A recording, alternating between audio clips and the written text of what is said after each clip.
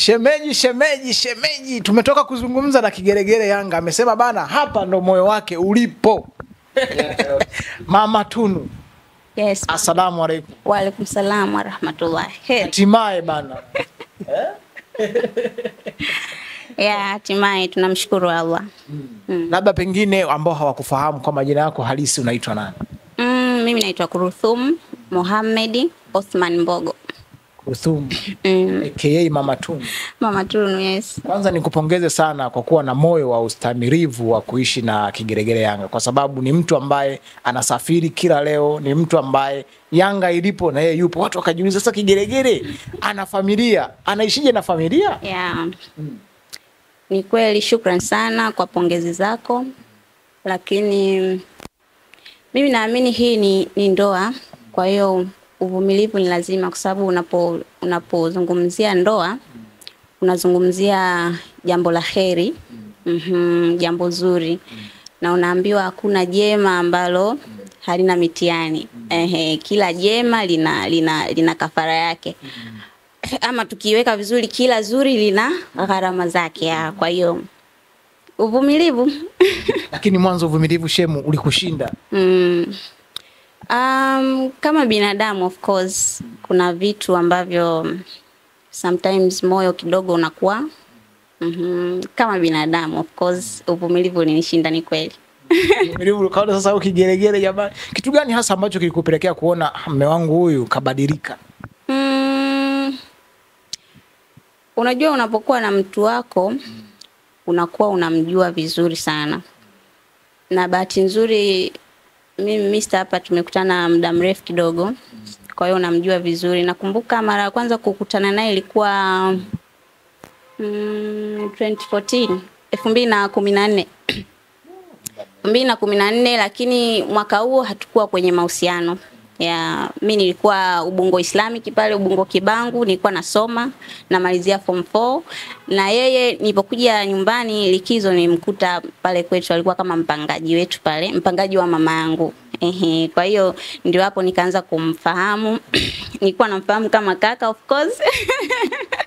Ile kaka na dada.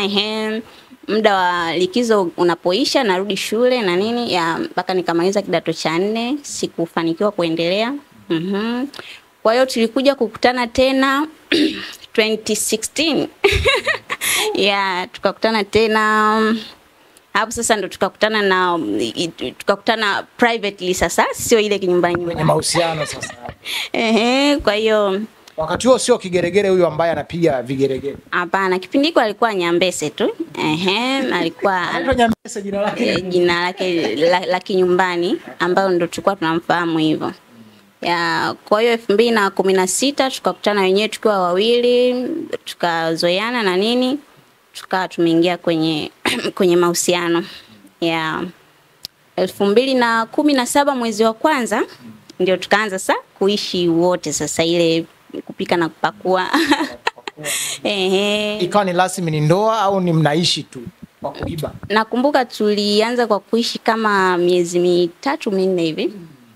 Afu baada hapo taratibu za mshenga zikafuatwa na nini, tukafunga ndoa. Lakini mkawa mke wa Nyambese. Yes. Kama Mrs. Nyambese. Yes, nikawa Mrs. Nyambese. Kwa hiyo tukaanza kuishi pamoja tangu 2017. 2020 tukafanikiwa kupata mtoto wetu huyo. Yes, anaitwa Tunu, Princess Tunu. Kwa hiyo 2021 ndio kidogo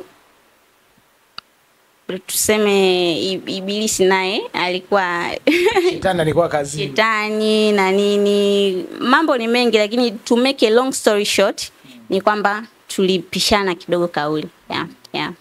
Lakini haikuwa zile sababu ambazo zinatajwa na watu kwamba Kigeregere Yanga halali nyumbani, si wanawake wamekuwa anabadilisha wanawake wa Yanga na nini, amekuwa hakaliki nyumbani. Of course kutolea nyumbani ilikuwepo, kwa sababu ilikuwa kukiwa na mechi labda Tabora anaenda, yani kama mnavyomfahamu kila mkoa ukiwa na Yanga inakwenda na yeye anaenda. Kwa hivyo na umri wetu pia wa ujana Alafu pia ni mume wangu. Wivu wangu of course, na wivu na yeye pia analijua hilo. Kwa hiyo ilikuwaje labda siku hiyo kwamba mpaka ukapata na wewe kwamba uvumilivu kakushinda ukabidi sawa mimi hapa hapana? Ni picha au video ambayo uliona labda pengine haikukuridhisha? Hapana. Vitu ni vingi. Unajua unapotoa maamuzi haitokei kwa mara moja tu.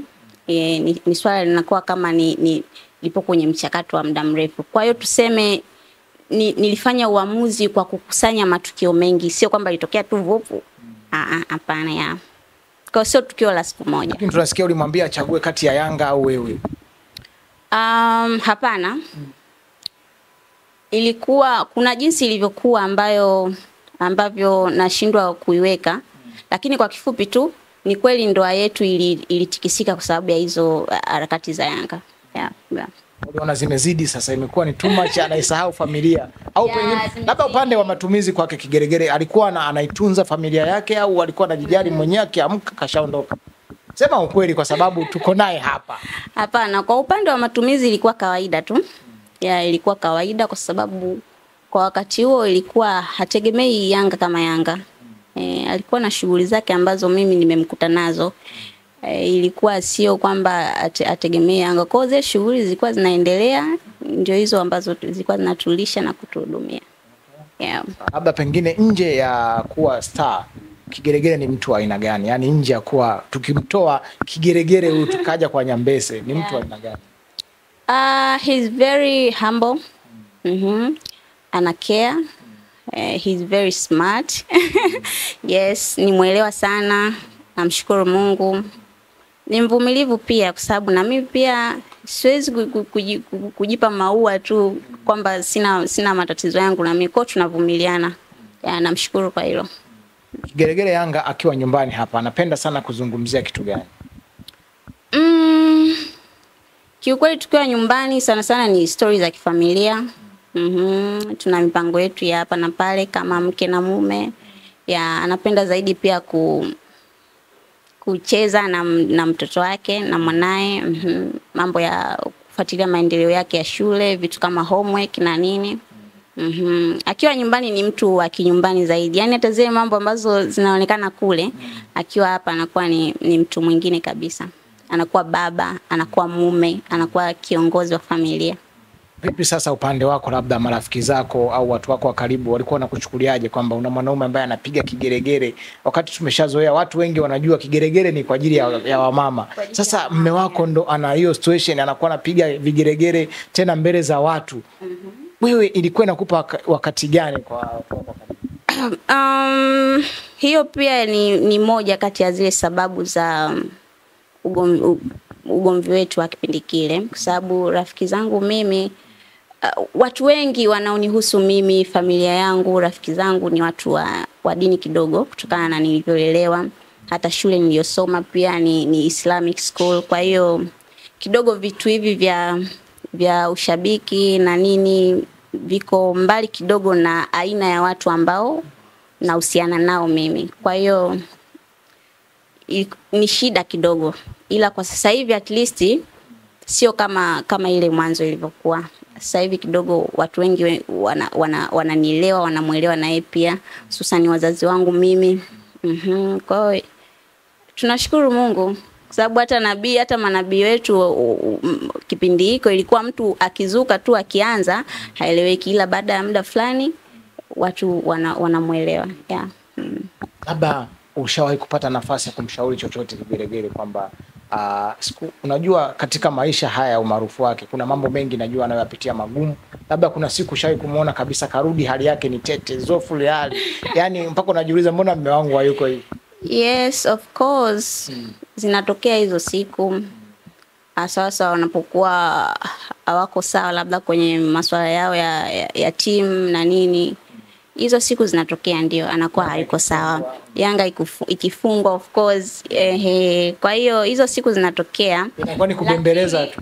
Lakini let me be honest.